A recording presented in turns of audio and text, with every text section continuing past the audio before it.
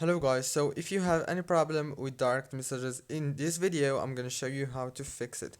So if you want to fix it, all what you have to do is simple, and this is gonna be working for Android and also iOS. So all what you have to do is go to the settings on your phone, scroll down, go to the apps, and then go to the apps again. Now here you will find the apps that you have on your phone. Just search for Instagram and click on it. After you click on it, now there's two ways to fix this problem of the messages on Instagram. The first way is you have to click on the force stop and the storage and then clear the data.